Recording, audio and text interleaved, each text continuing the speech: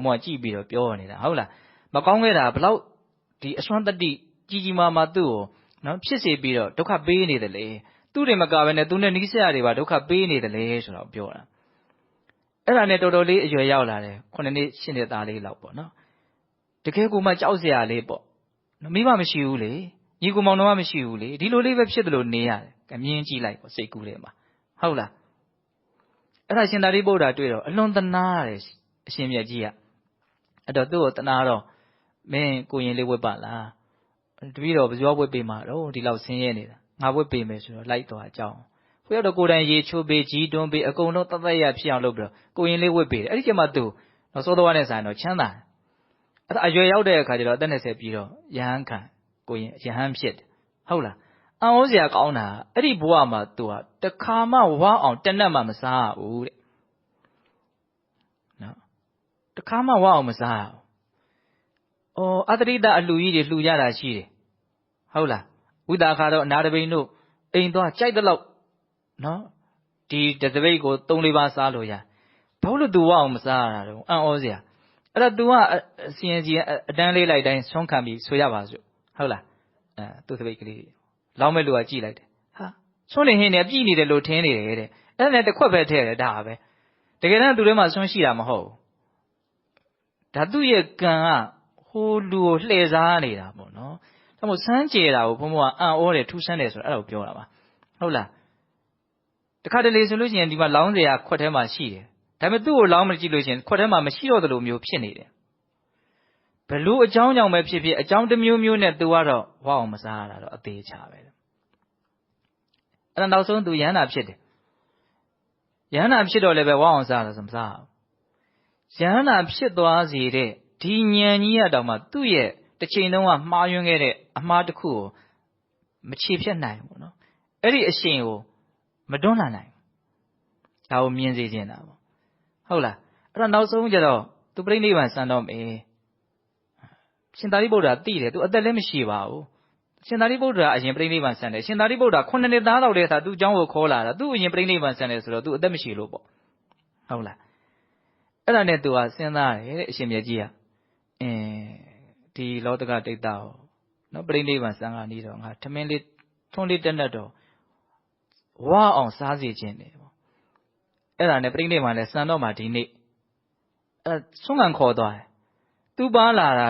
ာလက်ဥတော်မချီဘူးတဲ့ကဲမြို့တွေကလူတွေကဟုတ်လားအဲ့ဒါနဲ့မဖြစ်ပါဘူးကဲမင်းအဲ့လိုဆိုရင်မြို့ပြင်ဘက်ကဇရက်ကနေထိုင်ဆောင်နေငါပို့လိုက်မယ်ပေါ့အဲ့ဒီကနေထိုင်ဆောင်အဲ့ဒါရှင်သာရိပုတ္တရာသူ့ရီဝင်ပြီးတော့ဆုံးခံတော့မှရတယ်အဲ့ရတဲ့အခါကျသူ့ရဲ့ဒီတကားအိမ်ကနေပြီးတော့ဆွနေဟင်းနေအကောင်းစားပေါ့နော်ရှင်သာရိပုတ္တရာတပိတ်နဲ့သူ့ဖုံးပေးပြီးတော့အဲ့ဒါတွေကိုထည့်ပြီးတော့ဇရက်ပေါ်မှာကိုတော်တစ်ပါးတည်င်းသုံးနေတာရှိတယ်အဲ့ဒါမင်းတို့သွားပြီးတော့ကတ်ချေလို့အတိအကျပြောလိုက်တယ်သွားအဲ့လူနှစ်ယောက်ကလည်းသွားအဲ့တပိတ်ကြီးနဲ့သွားကြတယ်ဆွန့်သွားကတ်မယ်ဇရက်ပေါ်ကြတော့ရှာတယ်မြင်ဘူးတဲ့တွေ့ဘူးတဲ့ဟိုမှာတော့ငုတ်တုတ်ထိုင်းနေတယ်မြင်ဘူးနော်အဲအံ့ဩစရာအဲ့ဒါကိုထူးဆန်းတယ်လို့ဘုန်းဘုန်းကပြောတာဟုတ်လားအဲ့ဒါနဲ့ကရင်အရှင်မြတ်မှာမရှိတဲ့ခါကျတော့ဒီလောက်ကောင်းတဲ့ဟင်းတွေထမင်းတွေတို့စားရဆိုသူတို့နှစ်ယောက်စားပြီးတော့စပိတ်ရှိပြီးတော့အရှင်မြတ်စီယူလာမင်းတို့တွေ့ခဲ့လားဆိုတော့မတွေ့ခဲ့ဘူးဟာအဲ့ဒါနဲ့အရှင်မြတ်ကကြောင်းပြန်သွားတဲ့ခါကျတော့လောတကဒိဋ္ဌလည်းကြောင်းရောက်နေပြီငါရှင်ဆုံးဖုံးပေးရလားဆိုမပေးရဘူးဗျာအလွန်တန်ဝေကဖြစ်တယ်တဲ့ရှင်သာရိပုတ္တရာအဲ့ဒါနဲ့နေကိုကြည့်လိုက်တဲ့အခါကျတော့အချင်းကမရှိတော့ဘူးမွန်းလွဲသွားတယ်ပြိဋိဘံစံဃာနီလေးဆွမ်းအဝကျွေးမယ်ဆိုကမှလုံးလုံးငတ်ရတဲ့အဖြစ်ရောက်သွားတယ်ကဲစဉ်းစားကြည့်နော်ငတ်ဖို့ကံပါလာပြီဆိုရင်တော့ငတ်ပဲဟုတ်လားဒါကြောင့်မို့လို့နော်လူမုန်းမှမကြောက်နဲ့ကံမုန်းမှကြောက်ဆိုတာအဲ့ဒါကိုပြောတာအဲ့ဒီကံကလည်းသူများလုပ်ခဲ့တာမဟုတ်ဘူးကိုလုပ်ခဲ့တာပဲလေဟုတ်လားဒါကြောင့်မို့မှားမှာကိုကြောက်ဘူးနော်မဟာဗောဓိမြိုင်စတော်ကြီးရဲ့စကားအယူပြောရရင်တော့မှားမှာကိုတဲ့မှားမှန်းမသိမှာကိုကြောက်သူကတော့အဲ့လိုလေးအဆက်ဆက်ပြောတယ်နော်ထားပါတော့အဲ့ဒါနဲ့အရှင်မြတ်ကြီးကဘာလုပ်တုံဆိုတော့စတုမရုသွားပြီးတော့အလုတ်ခံတယ်ကောသလမင်းကြီးစီကောသလမင်းကြီးကလည်းနေလွဲမှရောက်လာဆိုတော့စတုမရုတွေထည့်ပြီးတော့လှူလိုက်တယ်အဲ့ဒါနဲ့ကြောက်မြင်မြန်ပြန်လာပြီးတော့သူ့ကိုစတုမရုကျွေးတယ်မစားရဲဘူးသူ့ရှိမှာအဲ့ဒါနဲ့စားတပိတ်ကိုကင်ထားတယ်ဖုံးပေးပါမဖုံးပေးရဘူးဆိုတော့ငါလှုပ်လိုက်လို့ရှိရင်အခက်မသိလို့ဒီစတုမရုတွေမြန်ပျောက်သွားမှာဆိုဘယ်နဲ့လုံမလို့မလှုပ်ဘူးအဲ့ဒီမှာရှင်သာရိပုတ္တရာရဲ့လက်ထဲကကင်ထားတဲ့တပိတ်ထဲကနေပြီးတော့သူယူပြီးတော့ဖုံးပေး Eddie tender pet to wounds are Eddie name of a plain even. Penetjong di lao so are it no a chain to you want the legends and the lay. Now, the you get a candy area, Lulang Jawa, a cut by Mias of Yaleta to a Yandava. The Gadia was a long genius to Yama go with her, Eddie, I am Yana Pom, the taste to Javasu. That do to John and Pony, same genie. And I don't need Eddie Yana about Jala. Yana sort of India alone Yame, bo. I don't Eddie that you had a long genius. Genius ain't paying with a song. Hola. Some babies or Simbia, you go with her, Pony the Vashiva, if you are John Shiva, if you are rich on Joabito, rich on Madrid, don't want Pia, Pendoyo. The whole out there, Cajado. Tuja. Tuja, Cajado. No? Johnny Body. Oh, near time and paid up. Bill Ariana Simyaga near Peter Monday. Ella to say up, a mum pit you. Yenny again out there, Cajado. The Gara. Not Luliari, Danliari, and see me, and Panless Webby, do you at thy wine, Laja. Labio Eddie Aganu Yana, Matimako, Gino, or Diana Jana, or Dia Hot Yazali Pio. At the Lumu, you only pinny there, Kajo, the John and Ponia. Many the dog. Budu den the Bawa, Halevi. No, Senaria, no count a case, hola. Then I do below Senado, not a god of yes, he dobby. Adama Bridisa, Sega, Biabi, Tila. Go say go come on, I know. Say the boo go me long go me, hola. Benina boo long go naro. Not a god of 2 Gino and now she the Lord on Totama Modo. Go so shown to Ama or do it. 2 Mayazi Jena do it, 8 thou Missria, shoot to Canimo, no Lobadi Dolari. A chigan or Loba. Hola. Eddie Loba, Pao Sebi of Chisimidon, Doda, no. Poo long la de Sega. Pula de Cajado, the Gadia Columbian Dojavi. Piandovi to the D, now you are a Yanam, Nebon Yan. Down the Bonia Gibon Yan. Adane, Gida Ludi, whoop you to the door, Lowly Chibio lie. Slay go, Magina, I know, was a gala to come on, John, I know. Oh, no. Go say go, come on, Matana, and Cajado. Louis Amuya, Kayagan was eager near Pachico Miso. A colon, Piasi go me, what no? Sagago, John, I know. Hango, sound, I know. Hola. Eddie Amuya let me know, Diana, Divi. Oh, now, Manimu, and Ozia, count like that, no? Ma, Dilo Hario, Masuela, no, Wusra, do Matisha, woo. And Eddie Dinyaro, Yana Matia, Eddie Mabe, 3 down 8. Hola. 3 down. Manelena to Tolama, Matinia, Manu, do a docama pay. Tama what do again to Dokayani. Hola.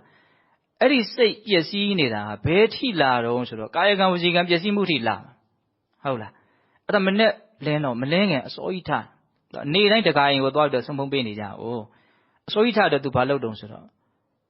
Eddie Aganumati, Yanamati ate John Tagao, let they lean it chit. Let they lean it chit. Hola, at number 12, let they lean it chit. Be any Namashia, call on, let they lean it chit. I want to let them chit on the whole into a Biobo. Dilo look there so that Tanyalo to 8 Yohamadu. Tanyalo 8 go Yahamadu, no? And then the guy did a Shimpia, the video Aganumati, being a hula, Nabatu Juala, Biosro. The guy, Mela Tangina, men Ponia, Manea, men Julia is Abiro. No, Torogo 8 county bonya, eh? The Gaba, the Dine cop that, no, but the Dynamic couple let them chet out. My colonel told I let them know the Pamazaka part doing it. The gate down there call on to the hola, the gate down there call on to the Mila. That the gate down there told the most area of battle. Let they in it shit in hola. And I let to see here load up. The guy let the Pony Amuya Damua, Amuya Gila and go Tiola, really. Lay down Gila and let the Tajamanado, let's say, one door, let's say there. Not to get a young table gone. Hola. Shazia, Shazia, so when they put in so the Mabe and I need or Araga, she need, hola. And I'll go 3 Taboya Bale. Da alone luti the case so that 3 ta. Hola. When do we him and I look shindy be his solution. Yena was a jetty mingla, she don't hold. Hola. Sindano. And I ne. No, the guy would do a call only 2 days. John the Gala called it. Mendiga, Meponi. No logo me out. I look your leg, Kajaga. To about the kind of Simpia, illusion, Menea to keep on alone in Mabafia. Tayamulo. Simpia Pian Lucian. This only Henley, you do about oh. I did my doka yabi, no? သူအလွန်မုန်းတဲ့သူမနေသေးခြင်းနဲ့ဘုန်းကြီးအတွက်စားဖို့သူယူသွားအောင်မယ်ဟုတ်လားဟောတပိတ်ကိုကောင်းကောင်းဆေးပြီးတော့တကယ်ကိုကောင်းပေးဆိုတာတွေသူကတ်တဲ့အတိုင်းပါပဲဟုတ်လားအဲ့ဒီတော့ထည့်ပြီးတော့သူလမ်းလျှောက်ရင်တပိတ်ကြီးထမ်းလာတပိတ်ကြီးပွေလာပြီးတော့စဉ်းစားတယ်တဲ့ဒီလောက်ကောင်းတဲ့စွန့်ရင်းဝသာစားရင်တော့ဒီဘုန်းကြီးကတော့ဒီကိုယ်တော်ကတော့6နဲ့ကန်ထုတ်လို့တောင်သွားတော့မှမဟုတ်တော့ဘူးအဲ့တော့ငါဒီစွန့်ရင်းကိုငါကျွေးလို့မဖြစ်ဘူးပေါ့ဟောစိတ်တွေကပြက်ပုံကနေပြီးတော့နော်အကုန်လုံးကာယကံဝစီကံတွေအကုန်ပြက်ကုန်တာဟုတ်လားအဲ့ဒါနဲ့ရေထဲချလို့ရှိရင်ထောပတ်တွေနဲ့ချက်တာဆိုတော့ထောပတ်စီတွေကအပေါ်ရေပေါ်ဝိတ်တက်နေငါလှုပ်တဲ့အလုပ်သူများမြင်ရှက်เสียကောင်းတယ်အဲ့လိုတော့လဲ तू ကရှက်သေးတယ်ဟုတ်လားနော်ပြစ်ကျဲလိုက်မယ်ဆိုလို့ရှိရင်လဲကြီးကန်းတွေဘာတွေလာထိုးမယ်ဆိုရင်လဲသိမှာအဲ့ဒါ तू ဘယ်လိုလုပ်ရမလဲစဉ်းစားတဲ့အခါကျတော့ကောက်ရိုးကြောက်တွေမီးပုံရှို့တယ်လေတော်ထဲမှာအဲ့လိုတွေအမိုက်တွေမီးရှို့ထားတာမီးခိုးတူထနေတာ तू တွေ့တဲ့အခါကျတော့အဆင်ပြေပြီဆိုတော့အဲ့ဒီမီးပုံနဲ့မီးကြီးခဲတွေဟုတ်လားအဲ့ဒါတွေကိုထောပတ်ထမင်းတွေအကုန်လုံးတုံပြီးတော့အပေါ်ကအိုမဲခဲတွေနဲ့အကုန်လုံးပြန်ဖုံးထားမီးလောင်သွားမှာပေါ့အဲ့လက်စပြတ်ပေါ့နော်အဲ့လိုလှုပ်ပြီးတော့ तू ကျဉ်တ်ဟုတ်လားအဲ့ဒါနဲ့ကြောင်းရောက်တဲ့အခါကျတော့တကားကိုခောက်တယ်တကားကအတွင်းထဲကပိတ်ထားတယ်ဒါပေမဲ့လို့အတွင်းထဲမှာမရှိတော့ဘူးရဟန္တာမထေရဇန်နဲ့ပြန်သွားတယ်သူ့ကိုတိပါစေဆိုတဲ့သဘောပေါ့နော်သူဒါကိုမမောတဲ့သဘောမရှိဘူးအဲ့ဒီကြတော့မှသူနောင်တအကြီးကျယ်ရတယ်ဩဒါငါစိတ်ကိုတိလို့ဒီလိုထွက်သွားတာဟုတ်လားအစားမသိတဲ့ပုဂ္ဂိုလ်တယောက်တော့မဟုတ်သူကအနိစ္စဒုက္ခအနတ္တကိုတော့လည်းအများကြီးရှုတယ်လို့ဆိုတယ်အဲ့ဒါစာဖတ်ရင်းနဲ့ဘုံဘုံကလည်းစဉ်းစားတယ်ဩဒီလိုတွေရှုနေတော့လည်းပဲမပေရသေးတဲ့အခါကျတော့ကိလေသာတရောင်းတနေရာနေပေါ့ထားကြွနေတတ်ပါလားဆိုတာလေးပေါ့နော်စဉ်းစားရကောင်းတယ်ဟုတ်လားအဲ့ဒါနဲ့သူပါစဉ်းစားအောင်ဆိုဩငါဝမ်းရေးကိုအကြောင်းပြုပြီးတော့ငါမလုတ်တဲ့တာလှုပ်လိုက်ပြီဟောဒီစကားလေးကိုဘုံဘုံကအလွန်သဘောကျတယ်ဆိုတာစဉ်းစားရကောင်းဘာရေးဝမ်းရေးတဲ့ဒီတဝမ်းလေးအတွက်ဟုတ်လားဒီလိုမလုပ်လည်းပဲတစ်ချိန်ချိန်စားတော့စားရမှာပါပဲဟုတ်လားဒါပေမဲ့လူတွေကဒီဝမ်းရေးလေးကိုဟုတ်လားအကြောင်းပြုပြီးတော့မဟုတ်တာတွေလုပ်ကြတာမရှိဘူးလားရှိတယ်အဒီဝမ်းရေးလေးကြောင့်ငါမဟုတ်တာလုပ်မိပြီဆိုတော့နောင်တရစိတ်ကဘလို့မှမချမ်းသာတော့ယောဂဖြစ်တယ်ဒါပဲသူတွေးနေမယ်ဘယ်ကြွတော်မှလည်းမသိသူ့လုပ်ရကြီးကလည်းခွန့်လွတ်နိုင်စရာမရှိဘူးတာမန်ကြည့်မယ်ဆိုလို့ရှိရင်လေဟုတ်လားလိန်လေတာတွေရောကောက်ကျစ်တာတွေရောအကုန်လုံးရှုပ်ထွေးကုန်တာဟုတ်လားအဲ့ဒီစိတ်နဲ့ပဲသူကအသက်မရှိဘူးမြန်မြန်ပြန်တော်မူသွားတယ်ငရဲရောက်တယ်တဲ့အဲ့ဒီစိတ်နဲ့သေလို့ပေါ့ဟုတ်လားအတ္တသမပတိတိစပြက်ပုံလေးကိုပြောပြတာနော်အဲ့ဒါဘယ်အထိသွားတော့အသေးဆိုးနဲ့သေရယုံနေမကဘဝဆိုးတွေရပြီးတော့နော်ဘဝပေါင်းများစွာဒုက္ခဘယ်တော့မှသူဝအောင်သိစားရတယ်လို့မရှိဘူး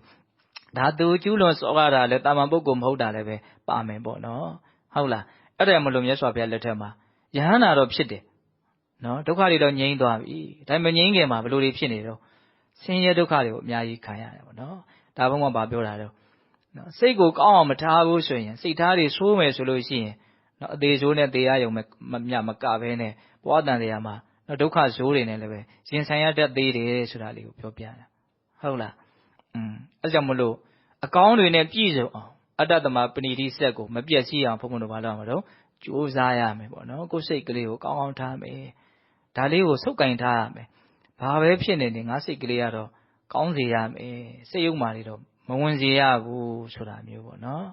အဲ့တော့ဘုံဘုံပြောတာတဏှာကြီးတောင်ကြောသွားပြီနော်အတ္တသမပဏိတိကအရေးပါတယ်ကောင်းကောင်းပြောမယ်ဆိုတော့နော်အချိန်ကတော့ပိုများသွားတာအမှန်ပဲဟုတ်လား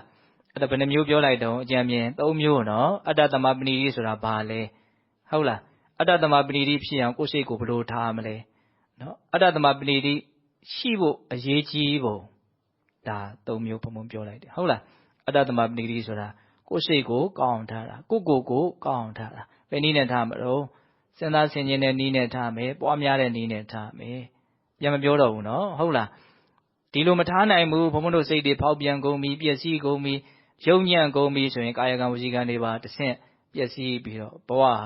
ာအဆိုးနဲ့အဆုံးတတ်ရတတ်တယ်ပေါ့ဟုတ်လားအဆိုးနဲ့အဆုံးတတ်မယ်ဆိုရင်ရှေ့ဆက်ရမယ်လမ်းကလည်းအဆိုးတန်တရားရှည်တတ်တယ်ဒါကိုပြောတာဟုတ်လားဒါကြောင့်အတ္တသမပဏိတိစကိုကောင်းအောင်ထိန်းဖို့ကိုယ်စိတ်ကိုကောင်းအောင်ထားဖို့အရေးမကြီးဘူးလားအရေးကြီးတယ်ဒါကြောင့်ကိုယ်စိတ်ကိုအကောင်းဆုံးဖြစ်အောင်ထားနိုင်ကြတယ်နော်သူတော်ကောင်းတွေဖြစ်ကြပါစေလို့ဦးဇင်းတို့ဆန္ဒပြုပြီးတော့ဒီကနေ့ပြုလို့အားထုတ်အပ်သော